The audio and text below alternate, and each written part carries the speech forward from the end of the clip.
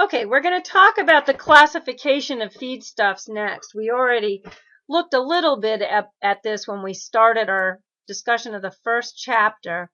And after we're finished with this conversation, you'll have a little bit better understanding, hopefully, about where different nutrients can come from relative to the feedstuff choices that you have available to you. You should know how they're classified and how they're identified relative to specific characteristics and the nutritive characteristics of those various feedstuffs that you can choose from. Okay, so what are they? Where do they come from? How do we decide? We've already talked a little bit about digestive tracts, and so you'll know that you're going to need to consider, depending on a digestive tract, feeds from many origins, different qualities, and availabilities, and from all over the country. Their nutritive content, although you may be talking about the same product, like hay, for instance, it's going to have a very different nutritive quality depending on where it comes from. There are your 8 categories: dry forages, pastures, silages, energy feeds, protein supplements, mineral supplements, vitamin supplements, and then something called non-nutritive additives that we'll look at quite a bit later on. Dry forages and roughages are the ones that people are pretty much most familiar with. The definition is that they have at least 18% fiber, up to 50% crude fiber. That is your definition of dry forages and roughages. They're high in cellulose, hemicellulose, and lignin, and low in readily digested carbohydrates, such as starch and sugars. However, they are an excellent source for animals that can ferment. We've talked about that. Hay is an example of dry forage and roughage. I think we're going to have a picture pop up here for you. We can all wait for it. Wait for it. And where are you, picture of hay? Maybe everybody's barns are empty. There you go. That looks like it's probably some pretty sunburnt hay, but those are some big square bales of dry forage and roughage. And typically what you want to see when you look at a dry forage is a nice green product. Roughage is poorer quality, so it's going to be dry and browner looking than a forage. All of the feedstuffs we'll talk about when we talk about forages and roughages, forage are going to be a higher quality, roughage is a poorer quality. Beet pulp, I've mentioned, I think, to you folks. Beet pulp is a great source of forage used heavily in the equine industry and in dairy and other livestock diets. It is a byproduct, there's that little word, byproduct of sugar production. It's used in dairy rations, feeds for show cattle, but also, like I said, very heavily in equine nutrition as well.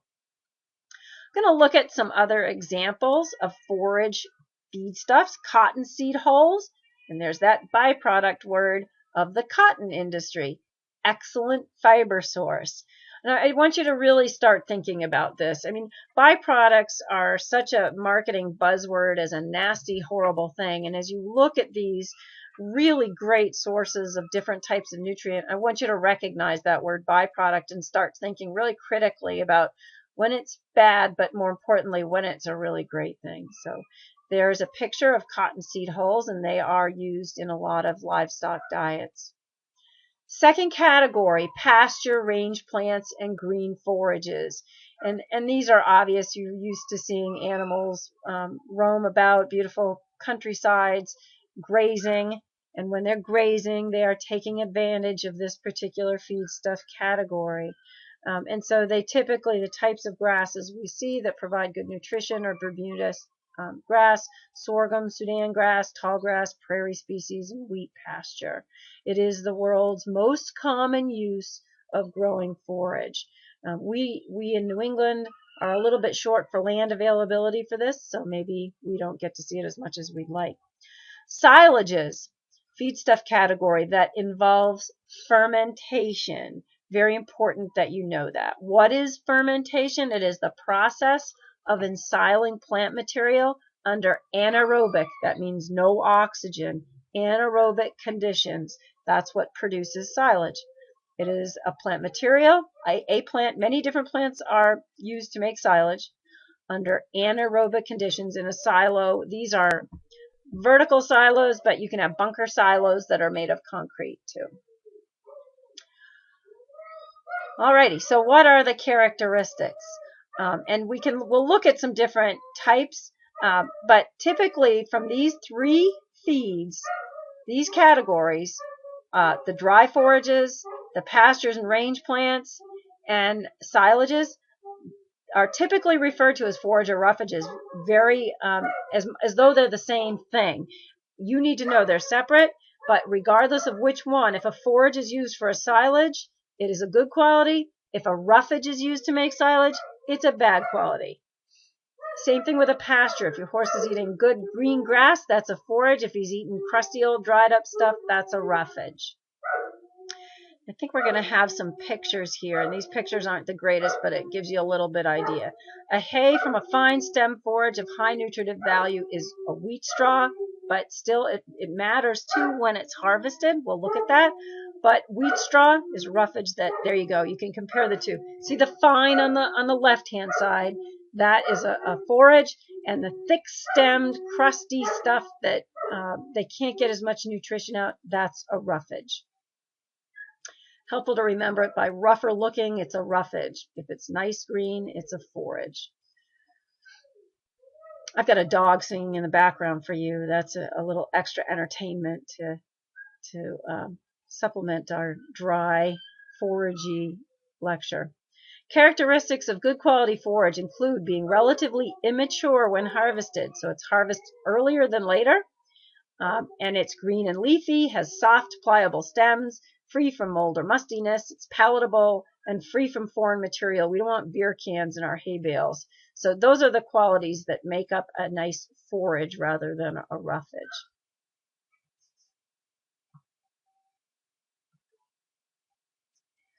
It is common for us to divide forages and roughages into legumes and grasses.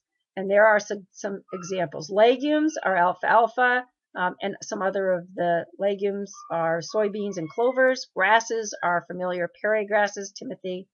And then once we break them down that way, there are other things that affect the nutritive content that do include how old they are when you cut them down, what the weather has been, what the soil is like, the plant species that makes it up. And here we're going to look at the maturity issue. So when you cut it, do you cut it in the spring or early summer when the grass or the forage type is young? Or if you wait till later on in the season, late summer or fall, it can have a huge impact on the nutritive content of that. So here we're looking at the comparison for how much nutrition that a sheep can get based on when it's cut. So you can see on the bottom axis there the months as they go by, and the nutritive value for sheep in that particular case drops tremendously as that time goes on. Here we're going to look at another aspect of maturity and the impact of maturity on dry matter digestibility of a first cut. So again, this is first cut, the digestibility. Look how much it drops as we just go from May to June for those particular plants. Highly digestible at May. If you wait until June to cut it, the digestibility drops like a stone. And this is great evidence for how important it is to understand when the hay was cut. If you're buying hay, you need to know when the farmer cut that hay.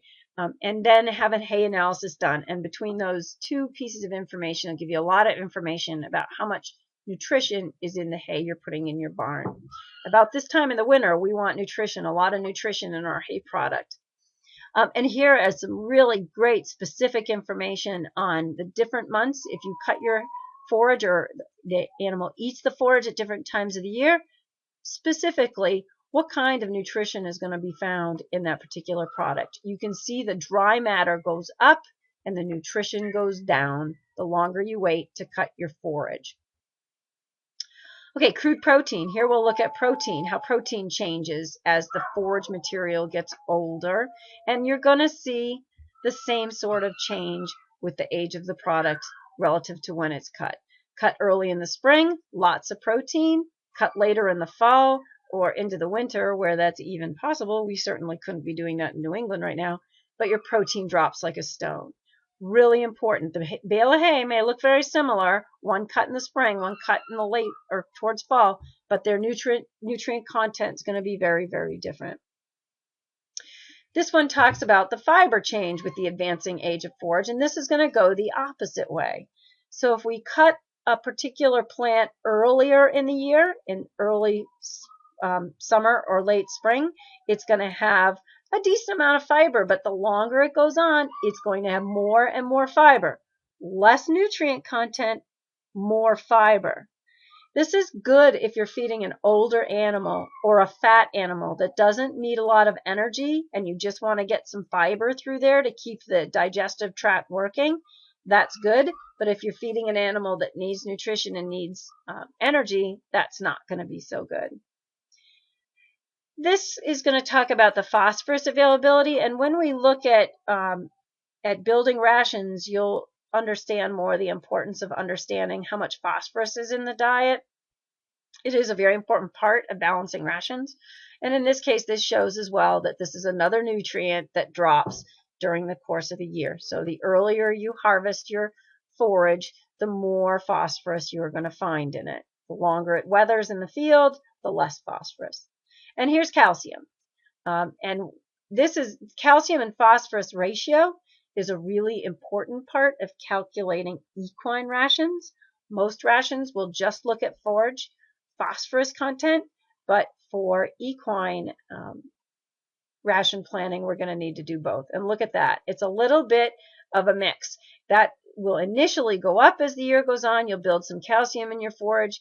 As it gets older, it drops. But as the fiber content goes up, you have a little bit greater concentration of that calcium. You're going to be losing water, and the calcium does a little bit of a dance. I don't need you to memorize that chart, by the way. Just an interesting fact about calcium in forage. Some of these I'm not going to ask you to memorize. There's a pattern of most where you see nutrient content drop, fiber content go up as the forage ages. Here's your carotene content. And again, you see the same thing. Early spring, it's great. You have a lot of nutrition. As you approach winter, it bottoms out. And that's going to be the general rule for nutrition in forages. Earlier they're cut, the more nutritious they are. Calcium is kind of a weird one. Fiber content and dry matter change in the opposite direction. So as the forage gets older, the fiber goes up, and you're going to see a similar situation here with your dry matter when that finally decides to pop up, and there you go. So your dry matter, like your fiber content, go up as the product ages in the field. And it'll also go up as it ages in your barn. Think about that. Dry matter, as your moisture content goes away, your dry matter goes up. So if you have a dry bale of hay sitting around, as it sits around, more moisture is going to leave, which means that what you have left is more and more dry matter and less moisture. All right, we'll look at some nutrient analysis of particular forages and roughages before we go on here. These are very small. This just will break down for you how to choose some really specific different forages. So if you were looking for an animal to increase its energy content, you would want to ask farmers for some of those types of plant forages there that have greater energy. Particularly now talking about energy, we're moving on to the next feedstuff classification, which is energy feeds. They have less than 18% crude fiber and a protein content of less than 20%. That's what defines them. They include cereal grains, typically byproduct feeds from cereals, fruits, and nuts.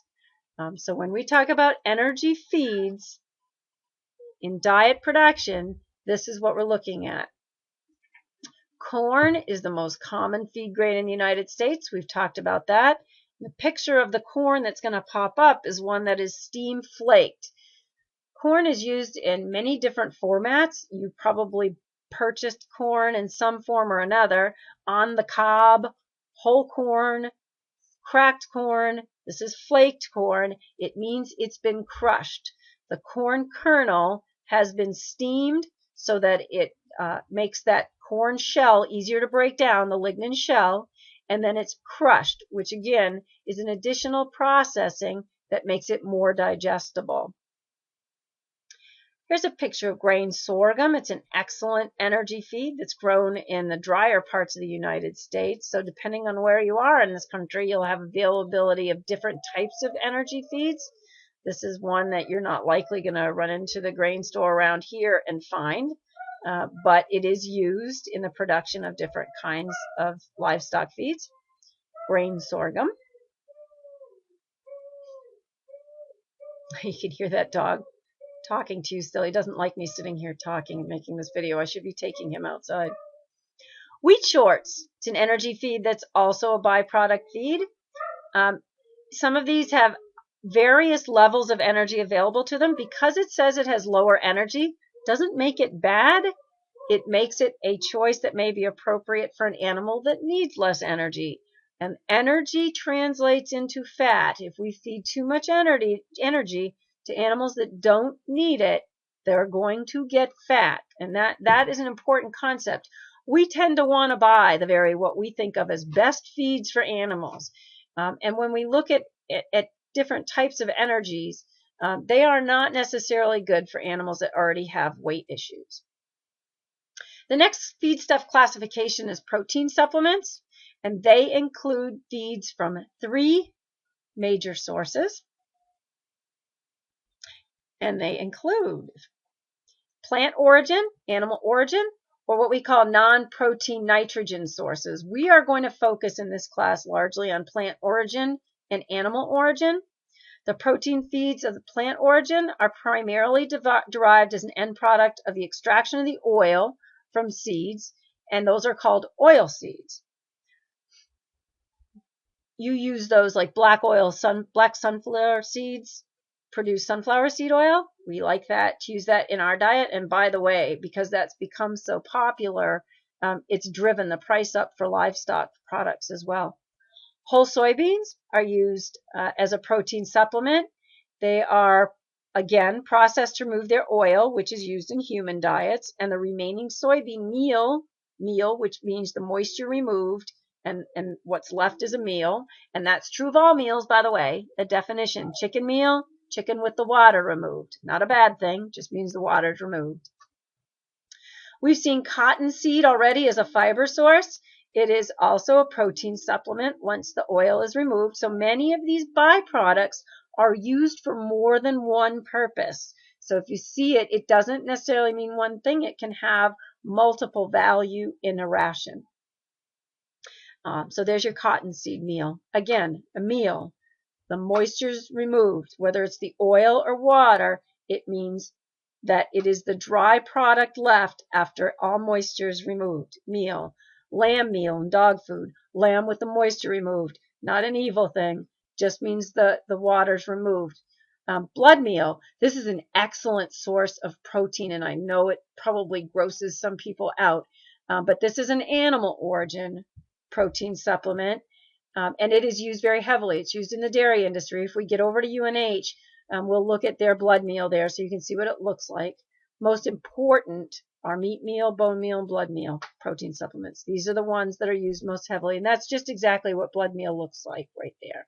It's a byproduct of slaughter. So, you eat meat, and you eat pork, and you eat beef, and what's left is there are a lot of parts of the animal left behind. We want to use them. We don't want to throw them away. And one of the really great parts is blood meal. It's a high source of energy. Okay, minerals and vitamins. All feeds have some vitamins and minerals in them. So almost very rarely do you really need to add very much, if anything at all. Minerals and vitamins are necessary in very small amounts, and they should be met, their needs should be met in a satisfactory manner to achieve performance and economy. That's the goal here, is to make sure you get everything you need to get for the least amount of money and into the most efficient source, through the most efficient sources possible. Really important to make sure you understand what's in the bulk of the diet that you're feeding. So if you're feeding hay, again, that analysis is important. Here are some pictures of some. Here's salt, a trace mineral, very important. And again, a lot of feeds we've already talked about from other classifications has salt in it. So you need to make sure you understand what's already there, but a salt lick is something, or salt in some form is added to almost all diets. So it is one thing we'll look at sort of differently, but salt almost always needs to be added in some amount. Oyster shells, somebody mentioned oyster shells in a section of this class, Animal Nutrition. Oyster shells are a pretty cool supplement that's used in poultry science. They're an excellent source of calcium. So, and these are just oyster shells. They're crushed up and made available to chickens, laying hens, because they in no way can get enough calcium from their diet to continue to make eggs. So this is how we provide them with that nutrition to be able to do that. Here's crude protein and amino acid content of some protein supplements. So these are supplements that are provided from various ways. And we'll see if we can get some of these pictures to pop up for you here. Here you go. Here's a chart that shows different sources and then the amino acids that are found in them. So if you look at an animal's diet, you need to figure out what sort of things are specifically lacking. You don't just start throwing everything at the animal hoping that you catch the thing that's missing. So nutrient analysis, content analysis is really important for that reason. And here's the mineral content of some mineral supplements that are commonly used too. See if we can get that to pop up here. I don't have a dog singing for you right now. I would sing, but that would not be cool. Okay, there you go. These are really small. So if you can, on your computer, enlarge these a little bit and start to look at some of the different choices you have available for different supplements, it'll give you a really good idea where they can be found, where their common sources are. Important for me that you understand concepts about mineral and vitamin supplements around balance, around understanding what's necessary, not just adding like it's a magic formula or magic fairy dust. Some of us refer to vitamin and mineral supplements as fairy dust. People think they just keep throwing it in, things have to get better, but more can be toxic. A mineral or vitamin deficiency is bad, but too much can be toxic too. This is just an example of what a vitamin mixture might look like for a pig diet. And other than that, this is of absolutely really no value to you unless you're raising pigs. Vitamins are often mixed in appropriate quantities and blended into a carrier so they can be added to a ration. These are vitamin supplements, and they're usually provided to you by people who study these things. So, for instance, if you're buying a supplement for a dog or for a horse, a lot of those have been made by people who understand what they're doing, but you need to use it appropriately too. So you need to be reading how they say to use them. We'll talk about, there's a very specific sort of understanding of how these products are made and how they're fed and how the animal eats them. All three of those things play together to make sure diets and rations work correctly. So again, you've looked at some feedstuffs, some general nutritive values. The system of categorizing feedstuff is one found in the National Research Council publications, which is the generally used and accepted document on this subject. And research continues to tell us more about these different nutrient availabilities and nutrient topics. We'll also look at non-nutritive additives. That's the one we've not looked at yet. So don't forget it's there on the list that you saw right at the beginning of this video or PowerPoint. Okay, so understand again, a reminder that although you have two bales of hay, they are likely very different from each other. Understand byproduct feeds can change because the process that generated them, the bread making, the beer making, one to another might be different. Plant breeds are being developed constantly. And GMOs, which we are somewhat familiar with, and DNA recombency, all of those new techniques are making plants different, and byproducts then different as well. So because you can get different nutrients from similar plants, it gets a little blurry sometimes. What I want you to understand is the classification itself. And then remember that they can come from similar plants and plant products. So just the cottonseed was a good example. It's a source of fiber, and it's also used as a protein supplement. Here's another resource for you, and I am always encouraging students to save resources. Make sure you know what resources you have and where to go to look when you need information on different topics. So non-nutritive is not covered here yet. We're going to talk about that non-nutritive classification of feedstuff. So that's it, but that's where we'll stop for today.